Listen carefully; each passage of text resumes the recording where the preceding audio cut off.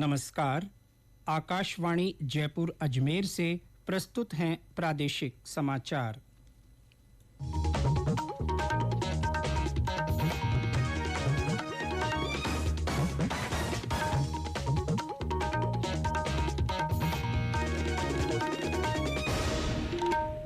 मुख्य समाचार। लोकसभा चुनाव के छठे चरण में आज 58 संसदीय क्षेत्रों में मतदान हो रहा है। लोकसभा चुनाव के तहत राज्य में अब तक कुल 69,795 इलेक्ट्रॉनिकली पोस्टल बैलेट प्राप्त हुए। प्रदेश में प्रचंड गर्मी और लू से जनजीवन प्रभावित, सर्वाधिक 49 डिग्री सेल्सियस तापमान फलौदी में दर्ज। और मुख्य सचिव सुधांशु पंत ने अटल भूजल योजना के प्रभावी क्रियान्वयन के दिए निर्देश।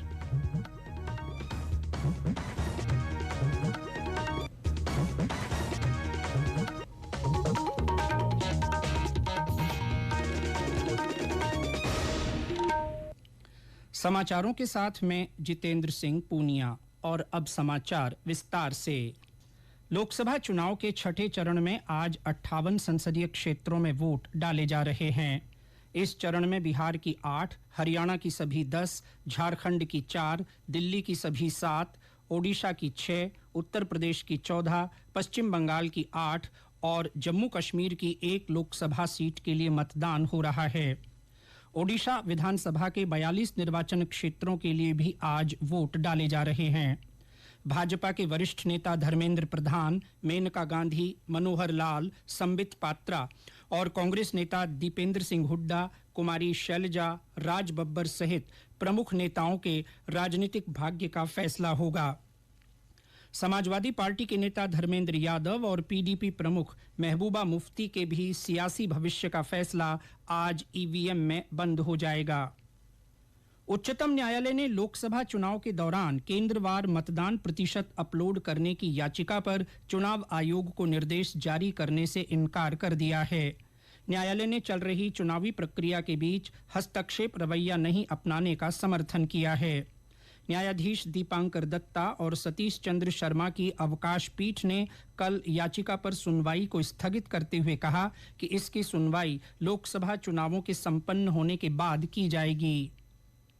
लोकसभा चुनाव के तहत राज्य में अब तक कुल 69,795 इलेक्ट्रॉनिकली पोस्टल बैलेट प्राप्त हुए हैं। 25 लोकसभा क्षेत्रों के लिए 1,40,907 सेवा मतदाताओं को इलेक्ट्रॉनिकली पोस्टल बैलेट जारी किए गए थे। इनमें से 1,32,381 मतदाताओं ने इलेक्ट्रॉनिकली पोस्टल बैलेट डाउनलोड किए हैं। मुख्य निर्वाचन अधिकारी प्रवीण गुप्ता ने बताया कि पोस्टल बैलेट और इलेक्ट्रॉनिकली पोस्टल बैलेट सिस्टम से डाले गए वोटों की गणना के लिए प्रदेश में 800 टेबल लगाई जाएंगी। एक टेबल पर 200 से 250 मतों की गणना की जाएगी। राज्य में पोस्टल बैलेट की मतगणना के लिए 400 मतगणना सुपरवाइजर और 800 मतगणना एजेंट नियोजित कर इन्हें समुचित प्रशिक्षण दिया गया है। श्री गुप्ता ने बताया कि झुंझुनू लोकसभा क्षेत्र में सबसे अधिक 14,211, सीकर से 8,686 और अलवर से 7,564 इलेक्ट्रॉनिकली पोस्टल बैलेट मिले हैं।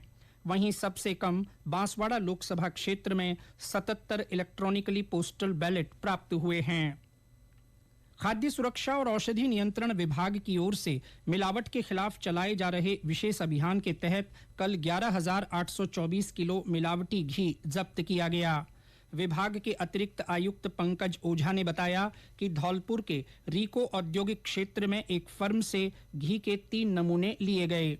साथ ही संदेह के आधार पर 9,898 किलो घी भी जब्त किया गया। नमूनों को जांच के लिए प्रयोगशाला में भेजा गया है। एक अन्य कार्रवाई में गंगापुर सिटी में 324 लीटर घी जब्त कर घी के 3 सैंपल लिए गए। भरतपुर में सीएमएचओ टीम ने एक फर्म से 1,500 किलो घी जब्त किया। नगरीय विकास विभाग के प्रमुख सचिव टी रविकांत ने बीकानेर नगर विकास न्यास के सचिव और कोटा विकास प्राधिकरण के सचिव को ई फाइलिंग का काम कम होने पर नोटिस जारी करने के निर्देश दिए हैं। कल वीडियो कॉन्फ्रेंस के माध्यम से नगरीय विकास विभाग और आवासन विभाग की समीक्षा बैठक में उन्होंने सिटीजन सर्विसेज से संबंधित लंबित मामलों में लापरवाही बरतने पर आबू, बाड़मेर, बीकानेर, भीलवाड़ा, चित्तौड़गढ़, पाली और सीकर के स्थानीय निकायों को भी नोटिस जारी करने को कहा है। ये समाचार आकाशवाणी जयपुर अजमेर से प्रसारित किए जा रहे हैं। समाचार बुलेटिन में आपका फिर स्वागत है। प्रदेश में प्रचंड गर्मी और लू के हालात बने हुए हैं। इससे आम जनजीवन बुरी तरह प्रभावित हो रहा है। मौसम विभाग के अनुसार सर्वाधिक अधिकतम तापमान फलौदी में 49 डिग्री सेल्सियस रिकॉर्ड किया गया, जो सामान्य से 6.2 डिग्री सेल्सियस अधिक है। इसके अलावा जैसलमेर में 48.3, बाड़मेर में 48.2, जोधपुर में 47.6, डूंगरपुर में 47.1, कोटा में 46.7, श्रीगंगानगर में 46.6, चित्तौड़गढ़ में 46, बीकानेर में 45.8 तापमान रिकॉर्ड किया गया। राजधानी जयपुर में पारा 42.8 डिग्री सेल्सियस दर्ज किया गया। सीकर, बीकानेर और हनुमानगढ़ में तेज गर्मी से आम जनजीवन अस्त व्यस्त है। भीषण गर्मी के कारण लोगों की दिनचर्या में बदलाव देखा जा रहा है। सुबह से ही सूरज की तपिश के कारण बाजार और सड़कें सूनी नजर आ रही हैं। जोधपुर में तेज गर्मी को देखते हुए सड़कों पर पानी का छिड़काव किया जा रहा है। और ब्यौरा हमारे संवाददाता से। रिकॉर्ड के अनुसार जोधपुर में शुक्रवार को अधिकतम तापमान 47.6 डिग्री सेल्सियस रिकॉर्ड हुआ।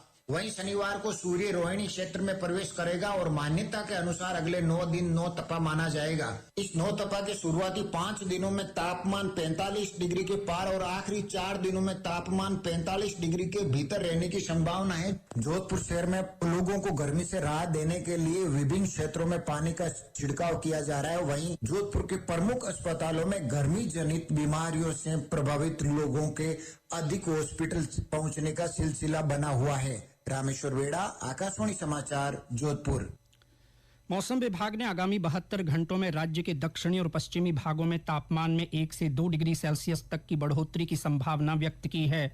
इसके साथ ही आगामी दिनों में तीव्र हीट वेव की चेतावनी जारी की है।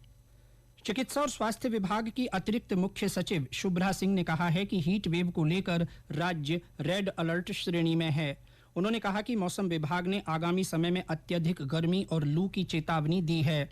इस स्थिति के मद्देनजर सभी चिकित्सा प्रबंधन हीट वेव से बचाव और उपचार की पुख्ता व्यवस्थाएं सुनिश्चित करें। श्रीमती सिंह ने अस्पतालों में कूलर, पंखे, एसी, वाटर कूलर जैसी आवश्यक सुविधाओं को सुचारू रखने पर जोर दिया। श्रीमती सिंह कल जयपुर में वीडियो कॉन्फ्रेंस के माध्यम से मौसमी बीमारियों और हीट वेव प्रबंधन को लेकर समीक्षा बैठक कर रही थीं। अतिरिक्त मुख्य सचिव ने तात्कालिक आवश्यकताओं को देखते हुए आरएमआरएस की बैठक तुरंत बुलाकर जरूरी सुविधाएं उपलब्ध कराने के भी निर्देश दिए। बैठक के दौरान श्रीमती सिंह ने मौसमी बीमारियों की जिलेवार समीक्षा करते हुए डेंगू और मलेरिया पर प्रभावी नियंत्रण के लिए एंटी लार्वा और सोर्स रिडक्शन सहित अन्य गतिविधियां सघनता के साथ किए जाने के भी निर्देश दिए। राज्य सरकार ने तेज गर्मी के कारण राज्य में संचालित आंगनबाड़ी केंद्रों में अवकाश के लिए जिला कलेक्टरों को अधिकृत किया है।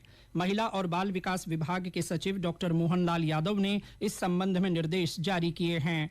डॉक्टर यादव ने कहा कि अवकाश के दौरान आंगनबाड़ी के बच्चों को उनके घरों पर ही पोषाहार वितरण सुनिश्चित किया जाए। आपदा प्रबंधन विभाग के अतिरिक्त मुख्य सचिव आनंद कुमार ने कहा है कि लू और तापघात से आमजन तथा पशु पक्षियों को राहत देने के लिए सभी आवश्यक व्यवस्थाएं सुनिश्चित की जाएं। श्री कुमार ने कल सभी जिला कलेक्टरों को विभिन्न विभागों की जिला और ब्लॉक स्तर पर समन्वय स्थापित कर इसकी सुचारू व्यवस्था सुनिश्चित करने के निर्देश दिए। मुख्य सचिव सुधांश पंत ने सामुदायिक भागीदारी को प्रोत्साहित कर प्रदेश में अटल भूजल योजना का प्रभावी क्रियान्वयन के निर्देश दिए हैं। उन्होंने कहा कि राज्य में जल संरक्षण को जन आंदोलन का रूप देने की आवश्यकता है। श्री पंत ने कहा कि ये योजना भूजल प्रबंधन की दिशा में महत्वपूर्ण साबित हो सकती है। श्री पंत ने कल जयपुर में अटल भूजल योजना की अंतर विभागीय संचालन समिति की बैठक की अध्यक्षता की। उन्होंने अधिकारियों को निर्देश दिए कि अटल भूजल योजना के प्रभावी क्रियान्वयन के लिए सभी विभाग समन्वय के साथ काम कर अधूरी परियोजनाओं को तेजी से पूरा करें। और अंत में मुख्य समाचार एक बार फिर। लोकसभा चुनाव के छठे चरण में आज 58 संसदीय क्षेत्रों में मतदान हो रहा है। लोकसभा चुनाव के तहत राज्य में अब तक कुल 69,795 इलेक्ट्रॉनिकली पोस्टल बैलेट प्राप्त हुए हैं। प्रदेश में प्रचंड गर्मी और लू से जनजीवन प्रभावित हो रहा है। सर्वाधिक 49 डिग्री सेल्सियस तापमान फलौदी में दर्ज किया गया। और मुख्य सचिव सुधांशु पंत ने अटल भूजल योजना के प्रभावी क्रियान्वयन के निर्देश दिए हैं। इसके साथ ही प्रादेशिक समाचार बुलेटिन समाप्त हुआ। नमस्कार।